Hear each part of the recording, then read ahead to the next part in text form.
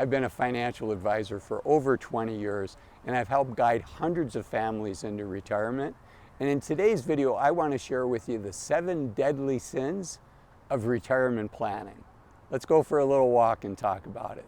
The first one, frankly, is failing to plan. Whether you do the plan yourself or you hire a professional to help you with the plan, having a plan before you retire and as you enter retirement is really important. And let me share with you just a few of the reasons why. The first one is oftentimes people will unnecessarily sacrifice in the early years of their retirement. It's difficult to transition from being a saver to actually spending some of your retirement money, but that's what it's there for.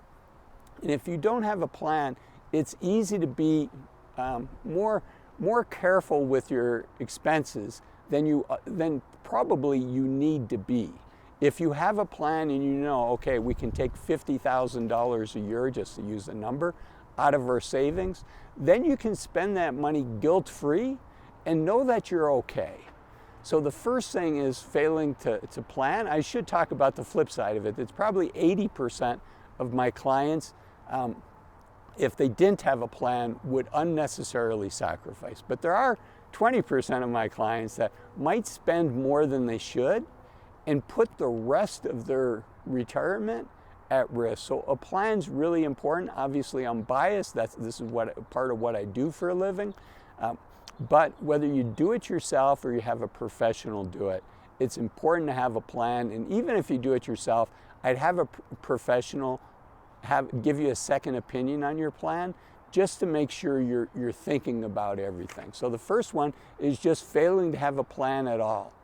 The second deadly sin has to do with the 4 most dangerous words for soon-to-be retirees.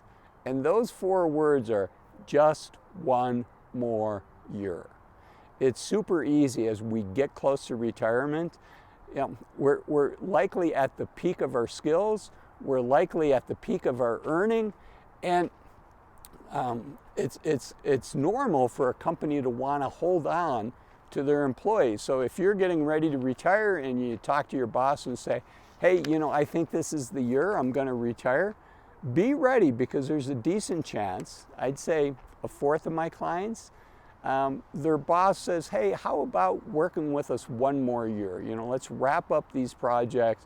We've got something else going on. We could use somebody with the institutional, with the history knowledge of the company that you have. How about just one more year? And there's no right or wrong answer. I just want you to be thoughtful and think through what the trade-offs are. And really the biggest trade-off is, if you're close to the normal age for retirement, like at 65, according to the World Health Organization, here in the United States, most people, the average person, ends up with a major medical issue at 66. And for the average person, we're looking at, if we're lucky at age 60, we have 1,000 weeks of healthy active time in front of us. So, that's 20 years. So one more year out of 20, if you're relatively healthy, depending on your situation, that could be a good move for you and your family. Again, none of this is prescriptive. I just want to put it on your radar screen. But if you're likely to have health issues, if you're concerned about having health issues, let's say you have 5 years, if you knew you had 5 healthy years of retirement in front of you, would you want to give up one of those years? And what is that worth to you? What are you gaining? And if you've had a plan and you know what, we're very comfortable, we're okay. Giving up one more year, frankly, oftentimes it's the fear of the transition that causes people to postpone it and to kick the can down the road. Giving up one more year when you don't need the money, that's an important trade-off that you want to be thoughtful and deliberate about. Okay, number 3, the third deadly sin, is not thinking about the impact of taxes in retirement. Taxes often are one of the largest expenses for retirees. And if you're like most people, you probably have a regular IRA and a regular 401k. You may have a Roth version of both of those, a Roth 401k and a Roth IRA. And then you also likely have money in a taxable account, like at the bank where you pay tax, you get a 1099, you're paying tax on that as you go. In fact, I call that as a tax me as I go account. I call the Roth account a tax me never account.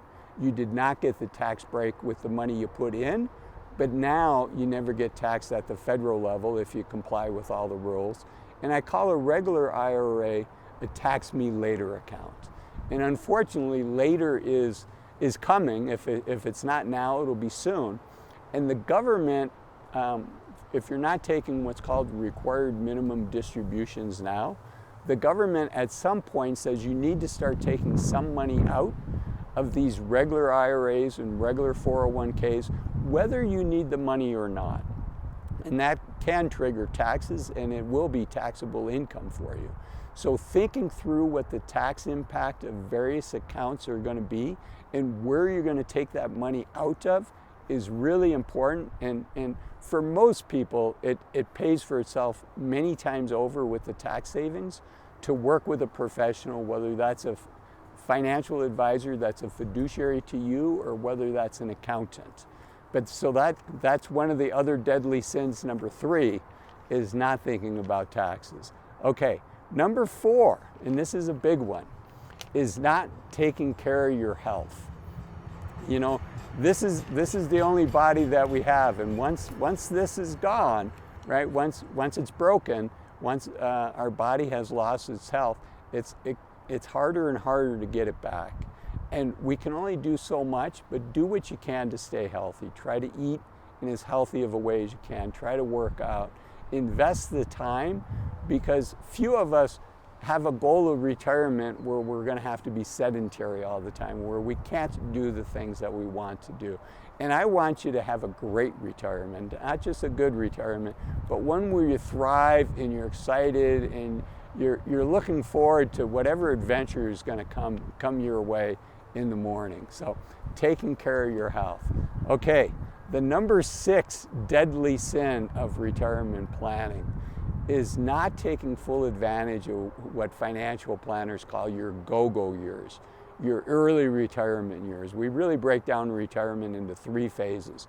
Your go-go years, your slow-go years, where you can still do some things that you enjoy doing, but not like you used to, and then your no-go years, where it's really hard to do some of the things that you'd like to do. So, and once your go-go years are gone, for most people, they're gone. And so take full advantage of those years and don't sacrifice unnecessarily from a financial standpoint, from a spending standpoint. Really do what you can to really take full advantage of those go-go years. It gets to that first deadly sin of not having a plan. Have a plan, know what you can spend, and feel free to spend that. Okay, the 7th deadly sin, and stay with me after this, because I have a bonus, and in my opinion, it's the most important of the bonuses. But the 7th deadly sin is not staying connected with relationships, not staying connected with people that you love. And maybe if you've had rifts with people in the past, maybe not repairing those rifts and reconnecting with people. You know, the past is the past. I don't know your situation, but I can tell you that many of my clients have repaired relationships in retirement. They've reached out to family members. They've reached out to old friends. Whether there was something that happened that caused you and your friend, you and a family member to no longer stay connected, or whether you just drifted apart, taking the time to do that reconnection. The vast 90% plus of my clients are super glad that they did that. And the bonus deadly sin to avoid is, I want to encourage you to fully be yourself, whatever that means. Many of us, at work, we're kind of who we are, but there's a role that we have to play. And maybe even our friend group, that this role has trickled over. So if there's a part of you that you want to express that you haven't in the past, if we don't do it now, when are we going to do it? And speaking of being yourself, I want you to enjoy the journey, which is what this video here is about. 7 things to stop doing in your 50s and 60s in order to enjoy the journey until you get to retire. Thanks for watching this video, and I'll see you in that one. Bye-bye.